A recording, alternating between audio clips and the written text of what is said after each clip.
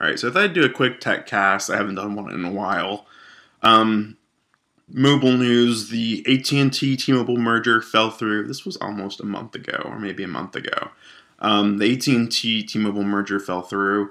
So AT&T had to pay T-Mobile a multi-billion-dollar breakup fee, and they signed some roaming agreements so that if you're in places where there's no T-Mobile coverage or spotty T-Mobile coverage, you'll start hopefully being able to roam onto AT&T's network. There was also some news that T-Mobile started testing a 1900 megahertz 3G band.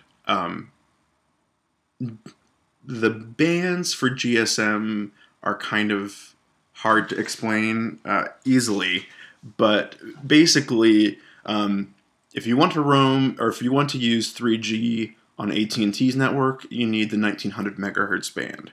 And if you want to use 3G on T-Mobile, you need the 1700 megahertz band.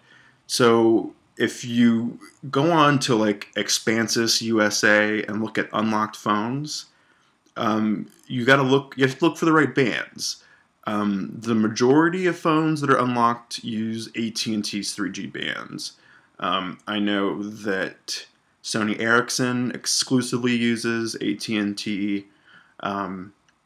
Most Windows phones that are unlocked use AT&T.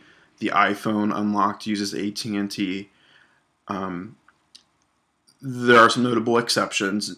Most of Nokia's Symbian 3 phones are pentaband. That means they use all the 3G bands basically everywhere in the world. I know that the T-Mobile bands are also in use in India, I believe. So basically, if you get a Nokia Symbian 3 phone, it'll work 3G everywhere. And I was kind of disappointed when AT&T or when Apple put out their unlocked iPhone that they didn't do a pentaband phone. Because if Nokia can do it, and the new Nexus Galaxy overseas model has unlocked pentaband capabilities, I know that Apple can do it. If they just took out the CDMA portions and then just put an unlocked pentaband iPhone in there, I can't imagine how many they would sell to T-Mobile customers, because T-Mobile has millions of iPhone customers who are using their iPhones on 2G networks. They're not getting the latest software updates because they have to wait for them to be unlocked.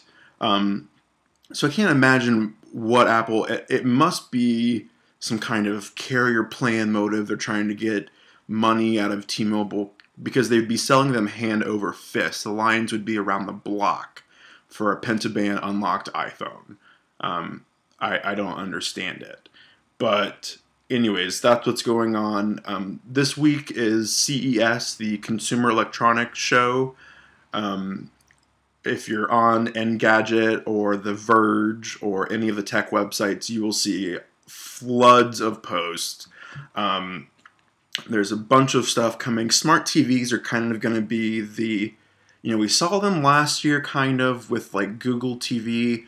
You're going to see a really big push this year.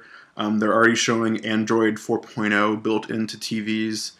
The Linux group Ubuntu, they're pushing Ubuntu on TV. We're supposed to see an Apple TV, powered Apple TV. Basically a television with the Apple TV built in, maybe with voice control by Siri. Like instead of having an Apple remote, you'd maybe use an iPhone or just like a portable mic and just say, view Sherlock Holmes, and it would turn to PBS, or record Desperate Housewives, and it would automatically start recording the next show of Desperate Housewives. So I think you'll see a really big push this year into those kind of smart TVs. And also, 3D TVs aren't really going away. I don't think 3D TVs are going to pick up as fast as some people and manufacturers might want. Namely because it's still kind of gimmicky. I mean, even if you go to a theater that has a really expensive 3D setup, the experience still isn't that good on most movies. You know, there were a handful, like Avatar. Um, I'm trying to think of another. There were a couple of kids 3D movies that were pretty awesome, but the majority of 3D movies suck pretty hardcore. Like, I got out of the last Resident Evil and I thought they could have spent that money on better graphics, but instead it's, like awkward, like slow motion things coming at you. It just looks bad. So I think, what we'll see this year, a bunch of connected TVs, quad core phones and tablets. I really think netbooks are going away this year. I know Asus just unveiled a lot of netbooks, but I was looking at getting a netbook for using for my internship and stuff that I take when I don't want to, because I use my MacBook Pro as a desktop at home. I take it to class, but I thought it'd be nice to kind of have like a $220 laptop that I would just throw Ubuntu on, and I would use it for word processing and casual email, nothing serious. It's almost impossible to find a netbook. I found one Asus netbook at Target. It's like $340, 11-inch screen. It's way more than what I wanted to spend on just a dumb netbook. I tried looking online, and they've really gotten away from the $200-ish netbook. Asus has a great Migo-based netbook, the X101, that's impossible to find. And the same thing for cheap tablets. I tried looking at Best Buy. I looked at the Acer Iconia A100 and the HTC Flyer, both of which they still have display models for, neither of which are in stock, and the Flyer can't even be ordered. And the Iconia A100 has shitty battery life. So I'm like, okay, I'm just going to go get a Nook Color, root it, put CyanogenMod on there. I'll have stock Android with a good battery life. But I think we're starting to see kind of a move back towards the Apple premium model. I think that manufacturers tried to push netbooks and cheap tablets, and they didn't gain traction.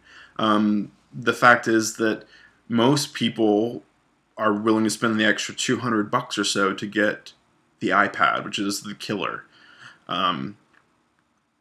And I think that's a shame. I think that there's a market there for an inexpensive yet great tablet. And the tablets that we have in those categories, the Kindle Fire and the Nook tablet, they run closed ecosystems. You can buy stuff through Amazon or through Barnes & Noble.